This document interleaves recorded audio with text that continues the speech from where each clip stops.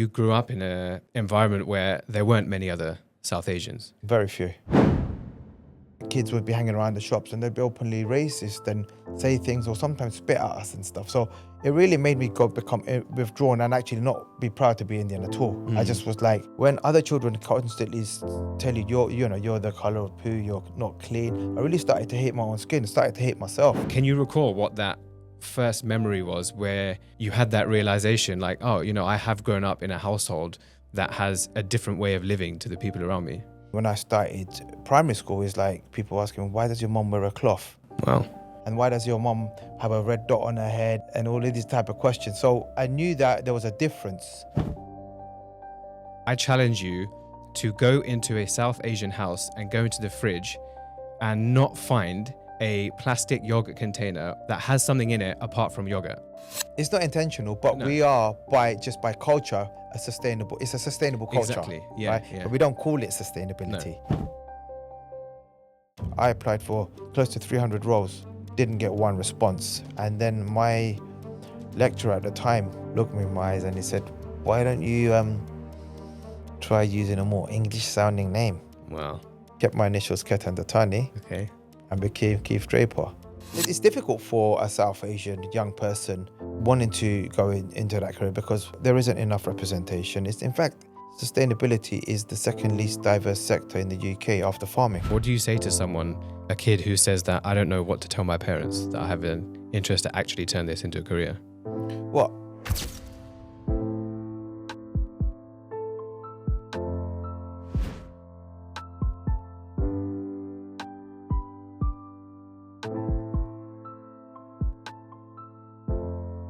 Hello everyone and welcome back to Roots and this extra special collaboration with South Asian Heritage Month. Today is an extra special guest because he is the talent acquisition specialist for the sustainability sector, the CEO of Buckingham Futures, and a very close personal friend of mine. Over the next hour, you're going to find out why it's not just great for us to be proud to be South Asian, but also why it's cool to care about nature and the climate. So, over to you, Ketan. It's a real pleasure to be here on the Roots podcast and representing South Asian Heritage Month. So yeah, I'm really looking forward to the next hour. Some people already know that we've recorded an episode before and we dived a lot into your background story, what's inspired you along this journey, and just how much you're achieving across it. We'll relive some of those things for sure. People can also check out the previous episode. But I found a quote that you said, which to me just summed up everything that you're not only doing, but everything that you stand for so well. And it's when you said that I have a desire to provide for the community that gave me my legacy. Break down what you meant by that.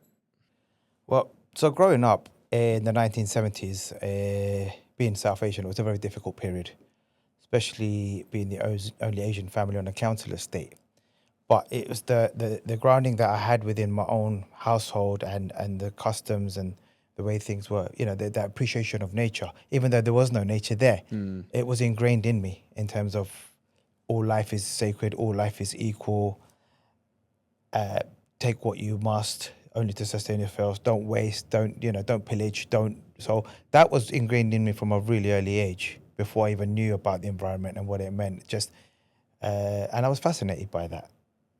Growing up in, like you've said, where it's ingrained in you to kind of adopt the values of South Asian culture.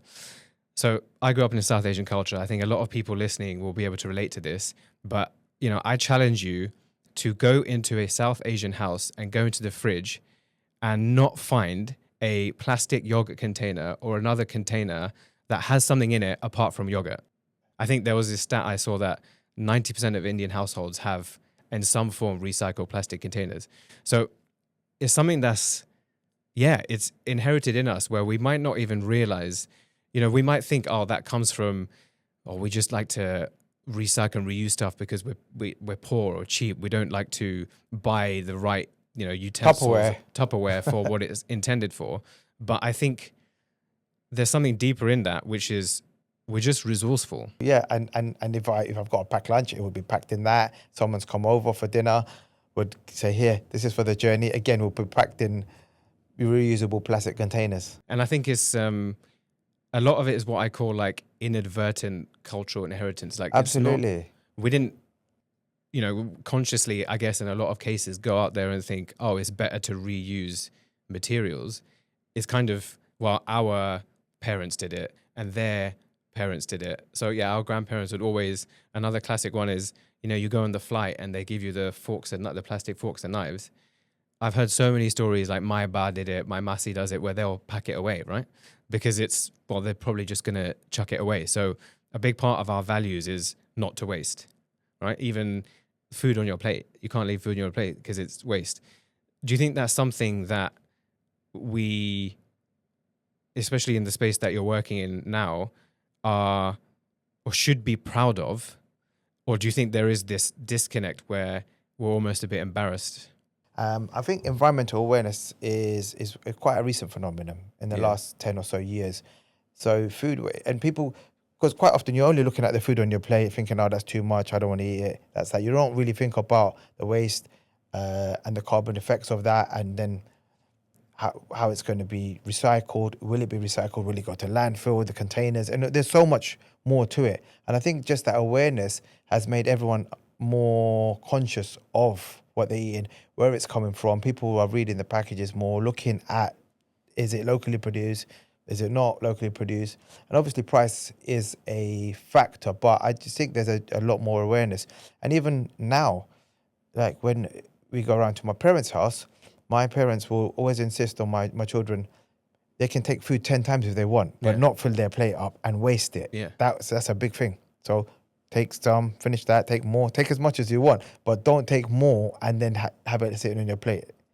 And I think that the values thing that's one of the great values of, and it's not just South Asian. There's a lot of cultures where they really respect not wasting, because it probably but is. We call it anaj, right? Yeah. And before we eat, you pray to the food to say, look, thank you God for giving us this food. Yeah, exactly.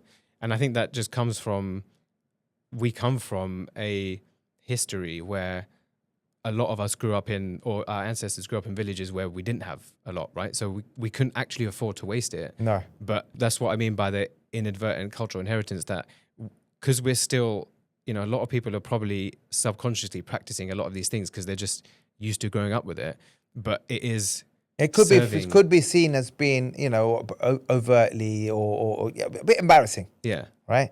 So for people that are not used to that culture or aren't actually aware, I see what you mean. Absolutely. But it's definitely something that has been passed, even my lifetime, from my grandparents to my parents, to me, to my children. And we still, it's something I'm very conscious of. Yeah. I find it really interesting, your kind of inspiration, like where your journey began in this space. And, definitely go into it for those who don't know. Like, you grew up in a environment where there weren't many other South Asians, right? Very few. And none. Right. And that's where, when you were first telling me that story on the first time we did an episode, that was, surprising and new for me to hear, because we come from a very similar backstory. But I grew up with a childhood where it was quite diverse, and I was with other people who had immigrant backgrounds. So I didn't face that fear of, I'm not going to get accepted, but I did grow up with like different household habits that when I first invited friends over, it did sit in my mind that, oh, what are they going to say? So for example... But then you must have been aware that this is something, unique to the Asian culture. Yeah. For you to even think that. Exactly. So like a common one is my mum, every morning, she gets up at 5 and she does her prayers, and then we offer fruit to Bhagwan, right? And it's prasad. And then she would bring that down and it would be in the kitchen. So when I would go in, there would be like a separate plate of fruit, which is blessed. It's blessed. And unless it's been fully offered, you can't go and have it, right? So not. When my friends would stay over, again, I think I was quite fortunate that I grew up in London, so it's quite diverse. But there was that was just one example of something, and I'm like, oh, how do I explain this strange tradition? What, that you can't eat the fruit yet? Yeah. Okay. Yeah. And like, what do you mean it's blessed? Isn't it just from a Tesco packet that you've now washed and put it in a bowl? And then I have to, when I'm young, it doesn't really make sense. You can't articulate that. Yeah. To someone who's not from the culture, yeah. This is for God first, and then by then having it afterwards, it's from a better place. So, for you, can you recall what that first memory was where you had that realization, like, oh, you know, I have grown up in a household that has a different way of living to the people around me? That come to me quite early, actually. So if you looked at the demographics of the council estate I grew up on, it was English, probably I'd say about 60%, and Caribbean about 40%. So what immediately stood out to me when I started primary school is like people asking, why does your mom wear a cloth? Yeah. So the fact she was wearing a sari, you know, and then it was, yeah, why does your mom wear a cloth? When I look at the other ladies, black or white, would wear dresses and that type of thing. So that immediately made us stand out. And why does your mom have a red dot on her head and all of these type of questions? So I knew that there was a difference. Preschool, not preschool, but certainly like before primary school, nursery and stuff, I knew that I was different to the other kids, and my family was different to the other family because, as I say, nobody looked like me. There was white or black. Yeah. You know, where does that turning point come where you actually start to see this identity as not something that you want to hide? I tried to embrace it as much as possible, and it really, as a kid, you're just desperate to fit in, right? Yeah. So I tried to un-Indian myself almost, like try and say, no, I don't eat. Oh, what do you eat at home? Do you eat packy food and all that? No, we don't. We eat fish and chips, shepherd's pie, mate. Yeah. You know?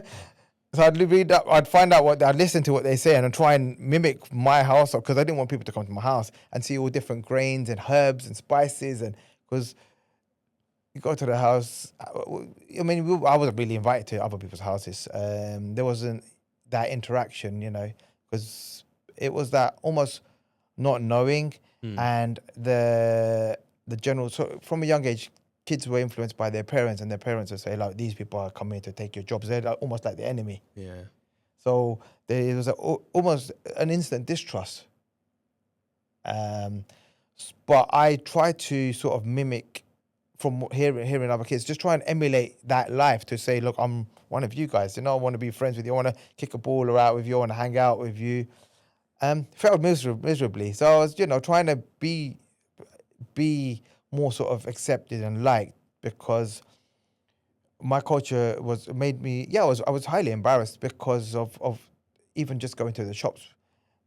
You know, people would openly be racist to especially when I was with my mom, because she was wearing a sari, has a chandler on, and kids would be hanging around the shops and they'd be openly racist and say things or sometimes spit at us and stuff. So it really made me become withdrawn and actually not be proud to be Indian at all. I just was like, and as a young kid, when other children constantly tell you, you're the color of poo, you're not clean, I really started to hate my own skin, started to hate myself.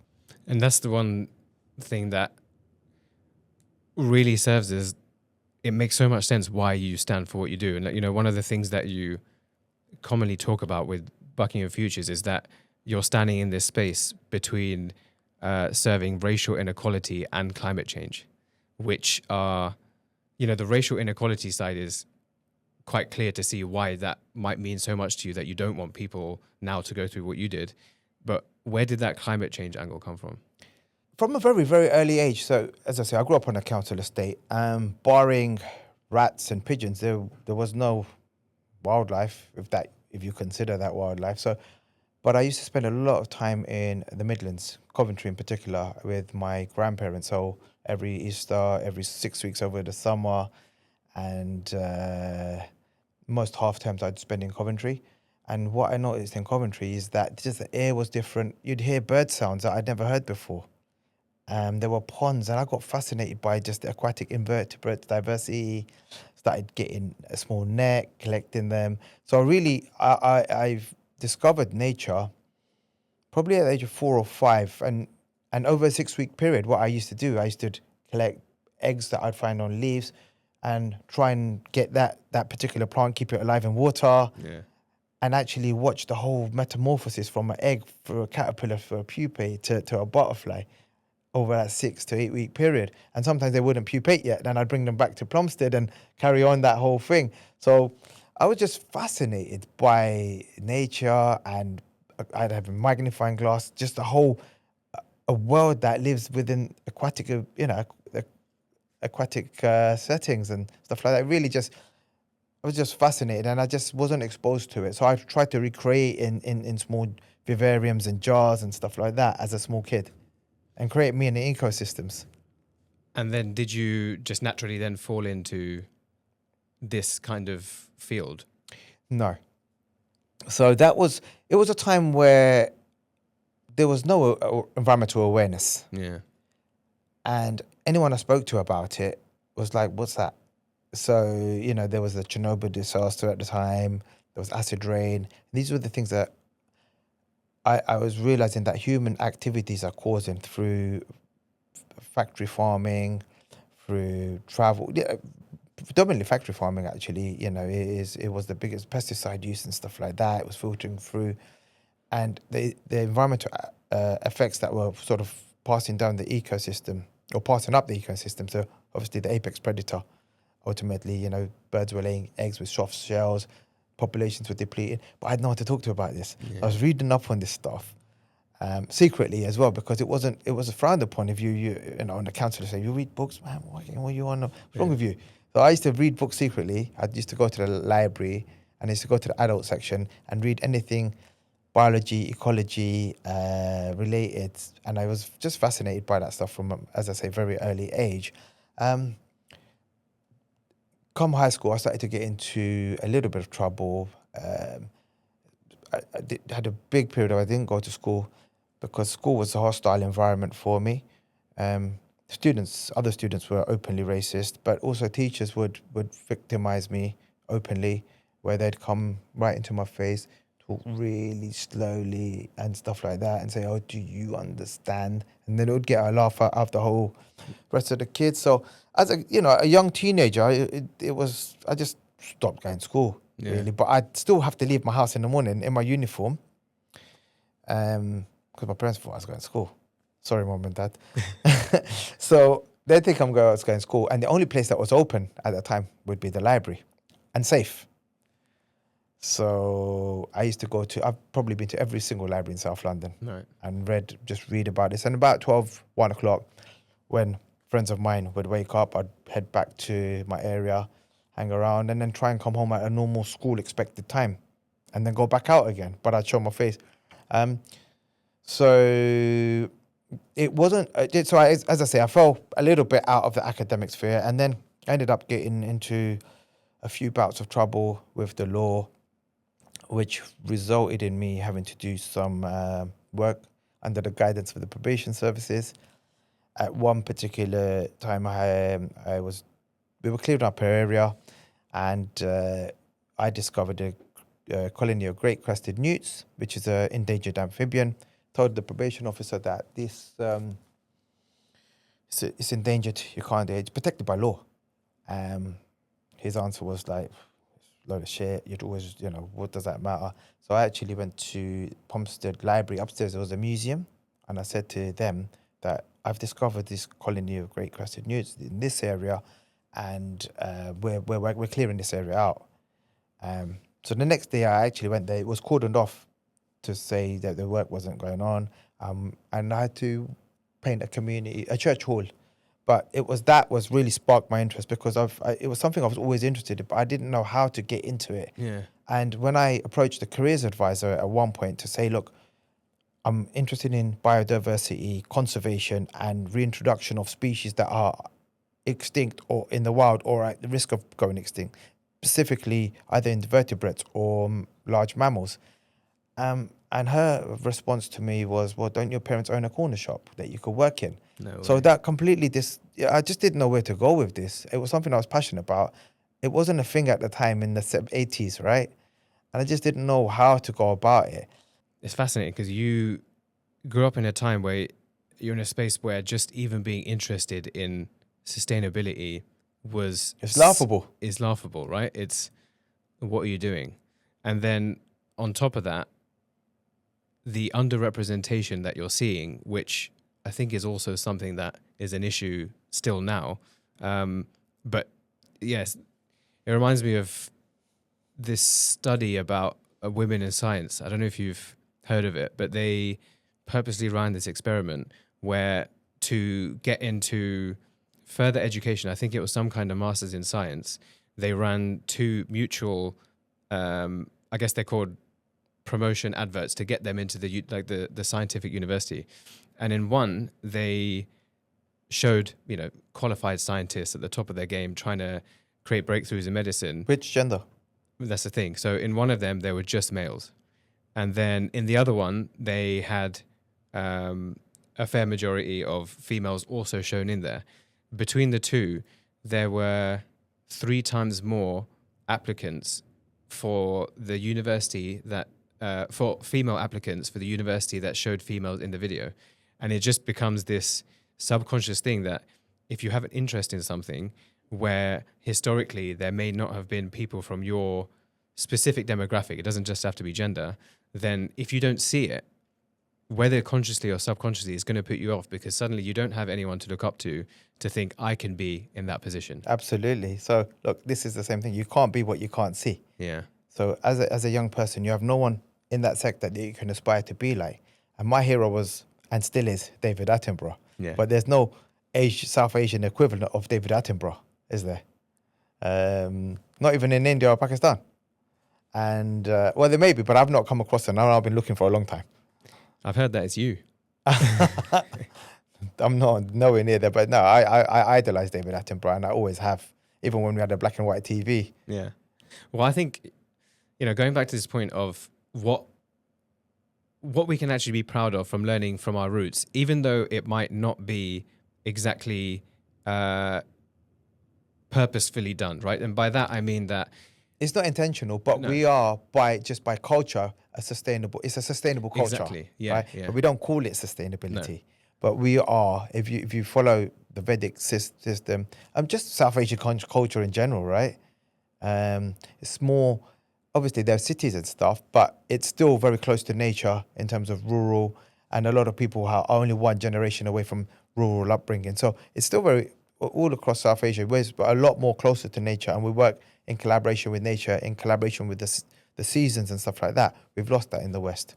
So this is interesting, right? So it's, going back to another example, another classic thing with being from a South Asian background, and I'm sure that people from other backgrounds can relate to it as well. My mum used to, and still does, right? If I leave the light on for more than 6 seconds and I'm not in the room, I know I'll get shouted at to be like, why have you left the light on, right? And I get it, there's, now you hear about how can we be more sustainable and how can we stop climate change happening as quick as it could. And one of the things is turn the light off when you're not using it, turn off heating, etc. They're inadvertently doing it. But the reason my mum was doing it is more of a cost saving thing, right? Rather than consciously thinking about how it serves the environment, because at the same time, she will get in the car to go 5 minutes down the road, whereas she could just walk it. Yeah. So there's, I guess, the idea that you can take from what could be seen as these frugal habits, but then see that actually, like you said, part of our there's identity. environmental benefits to it. Exactly, yeah. But not all can, not driving 5 minutes where you could walk it.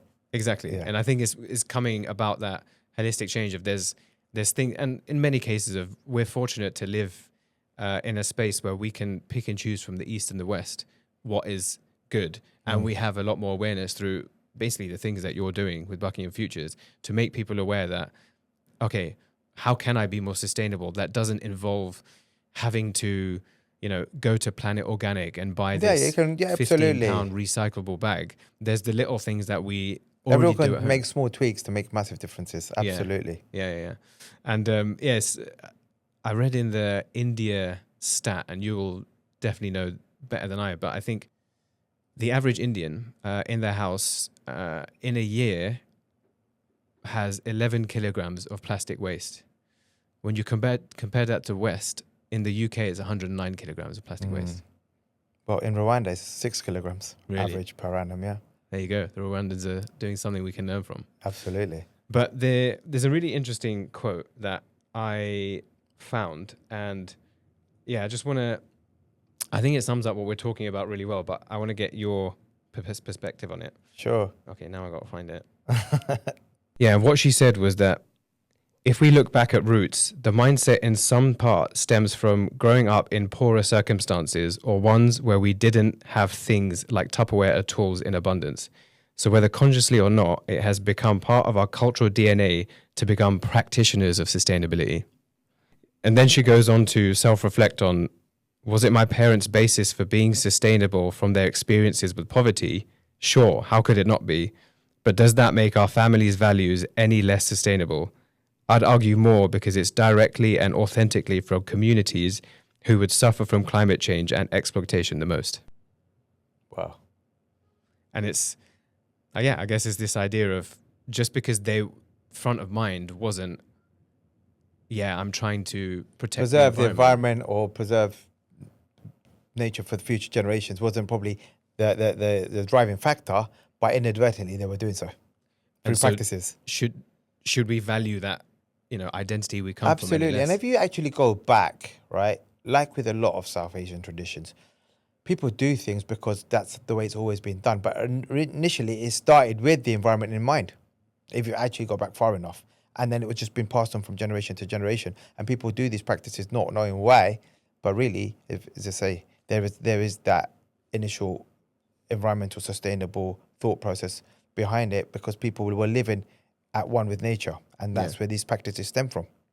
Well, even if you go back to, when you go to India, yes, it's changed a bit now, and there are a lot of Western practices that they're taking on board because they want to modernize. But when you go away from like the city centers where you have the malls and the supermarkets like Delhi, if you go to any of that, even just slightly outside the city center, you go to the Indian bazaars to buy your fruit and vegetables and grains, right? And that's kind of probably where this idea of how low their plastic waste is, because you'd go down the bazaar and say if you wanted rice, it would normally come in these big 1 kilogram bags that they've sewn together rather than plastic. Or if you go to get the grains or the rice, the classic, like they scoop it out and you take how much you need in the bag that you have. Yeah. And that's why that, you look at the West and you go to Sainsbury's and each little pack of rice is packaged in plastic. Yeah, right? everything. And also, look, it's natural, straight from the farm, zero or no pesticides. You can just look at it. It's not uniform, is it? The tomatoes aren't all one shape. The fruit's not all one shape. And what I like about Indian markets, so I went once with my grandma, my bar's sister. So she went with 2 cloth bags, and the way it was set up, you'd start with the heavier items, so potatoes, and you'd buy what you want, and you end up with the softer items like tomatoes at the end. So they will be at the top of your bag. So everything's in that one cloth bag. She's travelled with it about this size, pocket square size. Yeah. 2 of them, full of, well, I helped her carry them, but they're full by the end of it. But the way the market was set up was these are local traders, people that have actually bought stuff in from their farms, fresh produce, probably picked that day or the day before. Taste can't be beaten. It tastes just natural. And it feels natural. And the way the market was set up, it was just so that you're not damaging, like I say, you're not having individual packaging. Everything goes on top of each other. And the way you shop is that when you reach the end, you've got the softest items at the top, and you'll unpack them first as well when you go home. And they'll shop 2 to 3 times a week. This was when I was a child, right? So they didn't have fridges, so you keep it fresh. So you'll go back to the market 2 days later. That's enough for 2 to 3 days, and then you go again, and you're going to get fresh produce. And depending on the seasons, you're going to get different produce. What is one, or you can name more than one practice like that you've got from grandparents' generation, ba or nani or something, that you now realize is a sustainable practice or something that's good for the environment that you are either practicing today or trying to teach your kids? Well, even before this big movement about how damaging plastic is and plastic bags and stuff like that, I've always carried cloth bags. Yeah, I always have some with me in my bag or in my car, which is fully electric. And I don't purchase bags, or if anything, I will get boxes. I refuse to sort of add to plastic waste wherever I can prevent doing so. Yeah, and so, looking at the kind of generational trend that's happening, when you look at your kids as an example, we've talked about how we probably navigated between what we found embarrassing because we were trying to fit in and not expose too much of our identity, versus just understanding what's valuable? How do you see, your kids' Well, generation? my children are mixed race, so they've grown up in a different world, and I think there's a lot more equality than there was 40, 50 years ago in the UK. So the beauty of London is like your friends will be of all different ethnicities from all different parts of the world, and in fact, you kind of pick and choose best bits of people's cultures, whether it be their customs, the food, and I'd like to think, because of my children having a lot of exposure to their grandparents, i.e. my parents, a lot of the things they just they've normalized it, but it's not even embarrassing for them because everyone's more environmentally conscious now anyway. So they're probably passing some of their subconscious sustainability traits onto their peers and friends. Yeah. And that's without being embarrassed. They're not even aware, okay, this is an Asian thing, this is not an Asian thing. This is just a normal thing. This is what we do. I think, one of the important things is we are probably responsible for being that driving force where there's a lot of things. I think, for people who are listening into this, it's South Asian Heritage Month. They'll be listening in because they're either curious to learn more or they're proud of where they come from.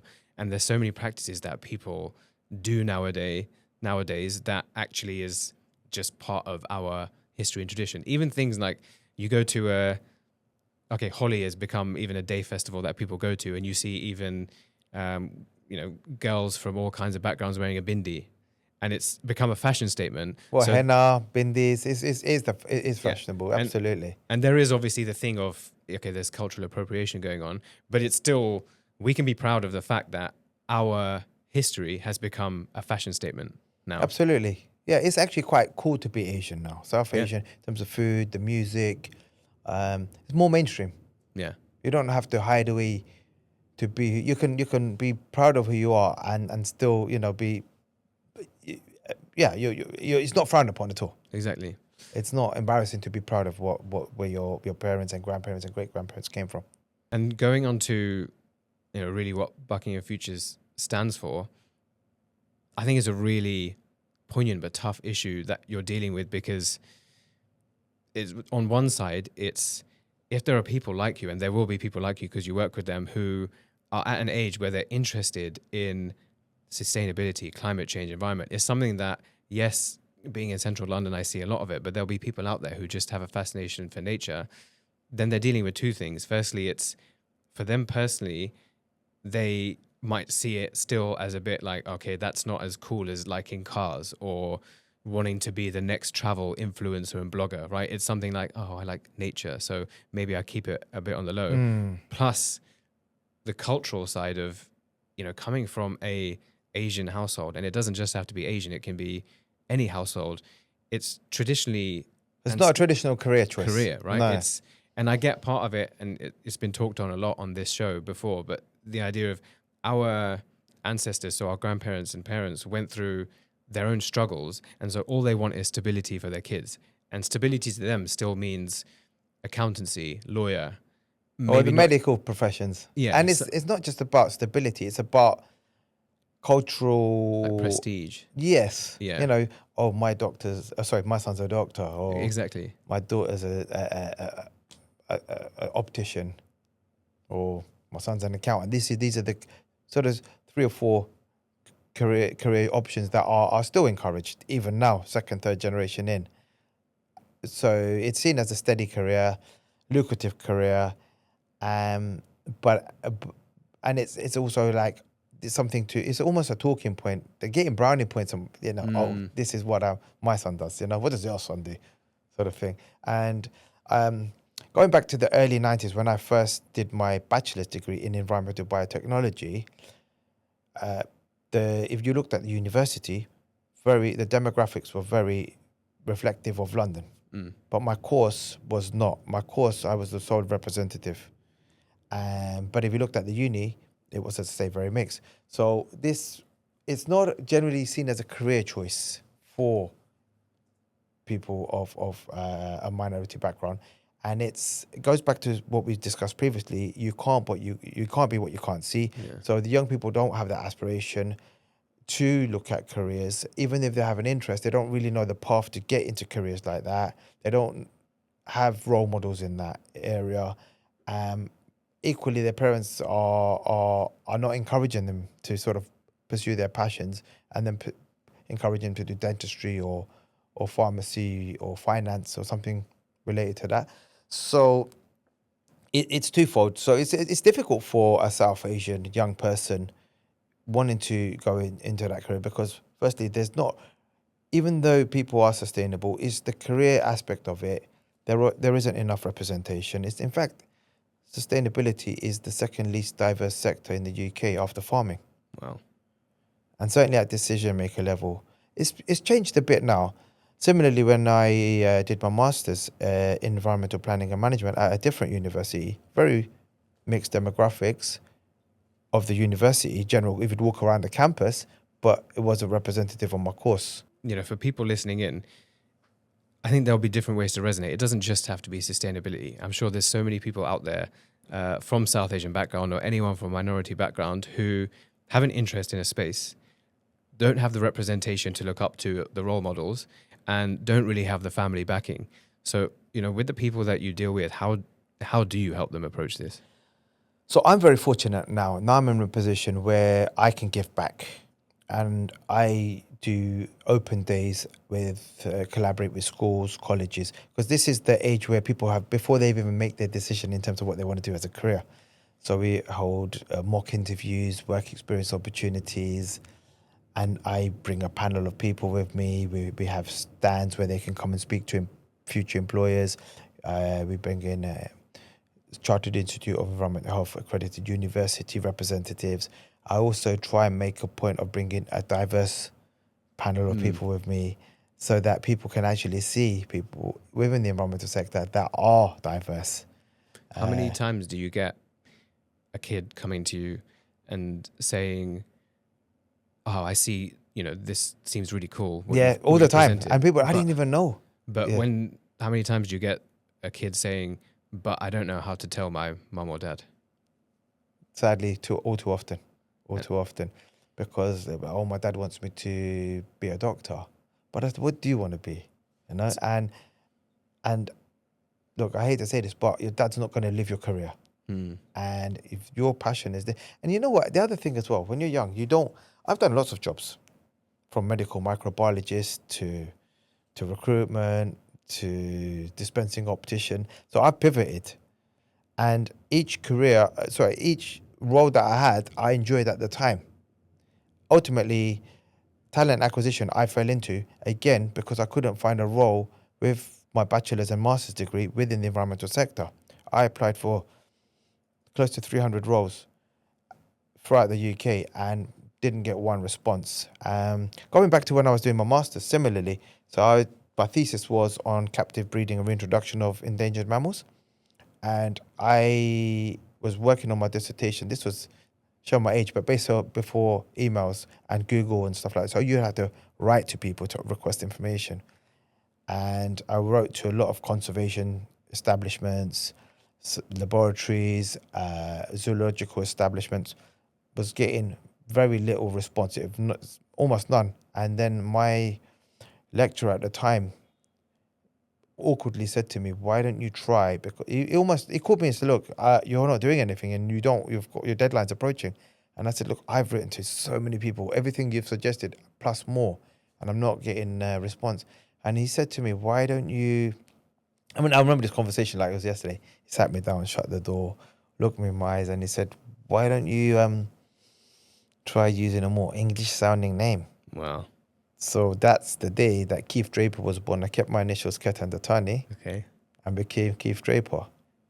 Keith Draper wrote to the same establishments. Everyone wanted to help Keith Draper. Keith Draper was getting letters. I was getting stuff from the post office saying, "We tried to deliver this and it's too big to put in your post." I was getting so much information. So then once I finished my master's, again, after 200 to 300 job applications, didn't know anything. I sent out 10 applications as Keith Draper. Keith Draper got 8 interviews. Wow. 80% of That is crazy. same CV. Just changed my name. Does that still exist today? I mean, I still notice there's a lot of interest in the environmental sector from overseas students, but Sadly, due to work restrictions, once they've done their studies, so when I still work with closely with universities, the demographics are mixed, but generally those that are of a non-UK background, non-white UK background, tend to be overseas students Yeah. rather than UK students. So they won't be practicing here. So they're not going to be representing or pursuing their careers here. They're going to be going back to Asia, Africa, and various other places.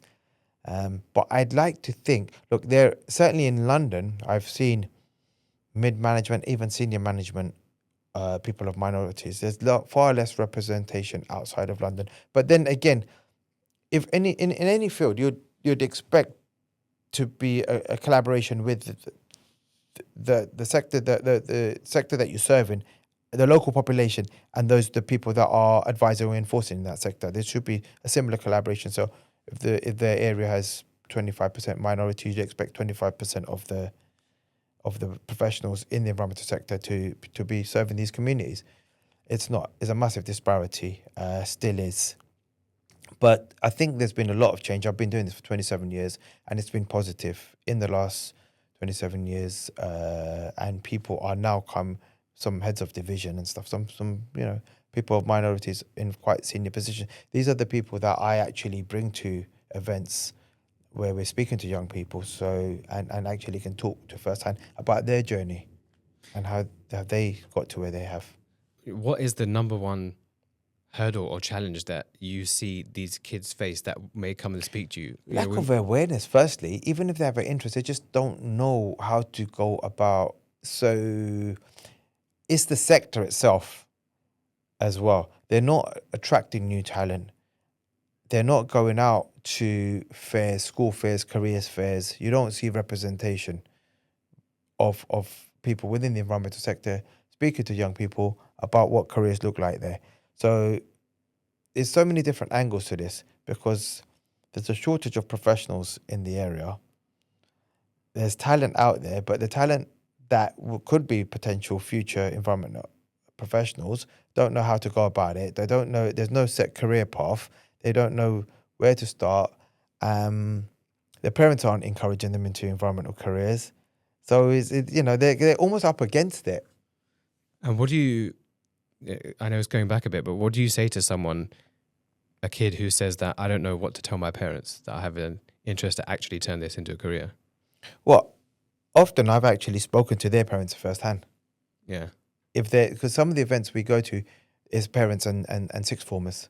So that, I've actually spoken to their parents and spoken to them about what a career in the environmental sector can lead to, how diverse it is, where it could lead you outside the UK, within the private sector, within local government, within central government. But other than me speaking to the parents, I can give them the information where the resources are online, and the type of options that what are open to them after that. Because quite often, South Asian parents are completely oblivious to. I mean, they think that there's TV programs where there's environmental professionals are dealing with filthy verminous and overcrowded premises, or dealing with pest infestations, and that's the general consensus. This is the career that it would lead to. They don't see the other options in terms of international travel, looking at ecological, like working in rainforests. There's so many different environmental careers, right? Yeah, so and the many. chance that you can still become a businessman in that space. Absolutely. It's not just, you're out back picking weeds or something. No, exactly. Yeah, or you're collecting plastics from beaches and stuff like that. Yeah. There's a lot more beyond. I mean, I do that as well. Yeah. Beach cleans, but there's a lot more. There's so many corporate advantages to being environmentally aware as well. So even if they don't pursue a academic career within the environment, just having that awareness and incorporating it into their career or into their business will certainly give them that head start. And so you can still follow your passion, and there's so many different routes as well. There's short courses, there's degrees, there's conversion masters. There's so many options now. I guess the cultural hurdle that this, not being seen as a viable career or a career that your family can be proud of, I think also plays into this idea of underrepresented voices that if you look on TikTok or social media where there's this classic image created of how it's the middle class white girl who's promoting, environmental, eco-friendly means, right? Where it's something that my dad, who loves scrolling through Facebook, right, the little reels they have, if he came across something like that, he's going to scroll straight past it because to him, it's just this middle-class white girl that he can't relate to talking about, again, like I mentioned earlier, going into Planet Organic and buying one of those like eco bottles that cost £30 and it looks really cool. So there's this issue of what's being promoted as the ways to be sustainable are not by the people that it needs to be to relate to. No, this is it. This goes back to you can't be what you can't see. And employers and environment professionals need to be aware that the world that the young people are in is the virtual world, and they get their information from the virtual world. And I don't think the environmental sector has really caught up with that. They're still using printed magazine to promote the profession. They're not actually meeting people where the young people where the future professionals are going to hang out. They don't hang out in that world where they're reading a quarterly period or periodicals and stuff like that, right? That's not where you're going to find them. But how do we get those undervoiced voices, right? So how do we get those minority voices into the place where... So this is, I'm trying to make not only going into careers fairs, doing careers events with sixth forms, with colleges. I also do eco expos where I get young people to design environmentally friendly products, and then I'll get a panel. We'll go around, we'll judge them. We also do a Dragon's Den style event. Like an eco-friendly Dragon's Den. Absolutely. So then they will come and present our products. And I mean, it's nominal, but we give £500 to the winning team. We work in collaboration with loads of local colleges and sixth form schools as well. Also, I've launched a podcast called The Diary of EHO, which is proven very popular. So basically get diverse voices from the environmental health background to actually talk about their careers, both within the UK, overseas, private sector, local authority, and actually give young people, because again, podcasts are popular with that demographic of age. So we can raise awareness. And meeting someone, even at a careers fair, how many people can you meet? Yeah. But podcasts can have a reach of thousands, millions, right? So you can actually build awareness that way. And TikTok and Instagram, and this is the world that and Snapchat, and this is the world that young people hang out in. And this is where environmental professionals need to meet them in their world to actually attract the future generation of the next generation of environmental professionals. Yeah, just thinking of that. Have you heard of this company called Goonj? So it's by the CEO who did it in partnership with his wife called Anshu Gupta. And what he calls it, I think it's a social enterprise that started in India. It's gone to many other places across the globe. What do they do? So he calls it, rather than recycling, he calls it upcycling. Upcycling, okay. Right? Which you're probably familiar with. But what he means by upcycling is it's an initiative where people who have excess resources of whatever it may be, they donate it to Goonj. So rather than just going straight to the end person, it goes through a process of being filtered, cleaned. If there's something that's completely torn and unusable, then it doesn't go forward. And the idea, he calls it something really interesting, which is that it's not about charity, but it's about the repurposing of materials that serve places where they need it. So it's places that have been attacked by natural disasters, where it's not just giving whatever you have spare, but it's creating something valuable that's actually needed. And so that's one of the best examples that I've seen of like this term social innovation, right? It's innovating in the most resource effective way, and he's obviously doing so well. So again, I think it's one of the things that he talks about is this idea of intersecting traditional knowledge and social innovation, because it's still traditional practices. Like when people donate the clothes, he's going through the process of turning those clothes into a bigger rag that can then be used to serve as maybe a blanket or something for the people who need it in like places where their home has been destroyed. What would you say are the ways that people listening in can start to, either through an example or just start to think of, let me trait this traditional knowledge. It doesn't mean that I need to go through and take my old cardigan and turn it into a blanket, like my bar like once did. Well, I mean, maybe not as traditional, but what I've ingrained in my children is try to keep it minimalistic. So if they have a toy and if they open a toy, they have to give one toy to charity. Okay, nice. So if it's in a box, it's fine. But as soon as it's open, then you have to. So what do you want to give away? If you want this now, so what do you want to give away? And then I'll take them to the charity shop, or because we do food distribution as well for families that are low income families, and they can give it in person as well, which is actually amazing to see that. So similarly with clothes, if you want a new item of clothing, what do you no longer need? What are you no longer going to wear? So it's one in, one out. So I instill that on my children. Sometimes it gets a bit of mom's, but I like this. Yeah. Well, no, you don't, because you haven't worn it. Yeah. Or you don't play with that. Yeah. It's only because I'm saying what do you want to give away, all of a sudden you like it. That's another thing of South Asian culture. We're very good at hoarding. Yes. And that's something that's taken me years. By years, I mean decades to get over. I think from having lived abroad, where every time I lived in China, then I left, and I had to strip back on things because there's only so much I can carry. I actually forcefully had to learn, what do I really not need, because I actually can't carry it. And now that's kind of carried forward, that I also go through a similar thing. I love that analogy. If I think, I'm going to wear it one day, then I'll already get rid of it, because that one day clearly hasn't come yet. So exactly that. Yeah. Ketan, thanks so much. I don't know if there's any one closing thing that you want to say that you hope either the current generation or the next generation will hear and really take on board and live by. What's that one message?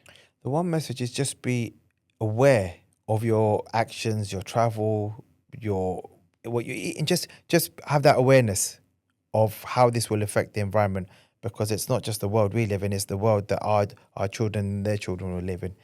And every little bit helps. Thank you. Real pleasure. Hey everyone, thank you for tuning in to that episode of Roots to Roots. So this is the partnership with South Asian Heritage Month. There's so much more they are doing, and there's links in the description below for you to check it out. Another episode in this collaboration is going to be out next week, so make sure to click that subscribe button not to miss it. Or if you're still inspired and want to listen to another episode, you might want to check this one out.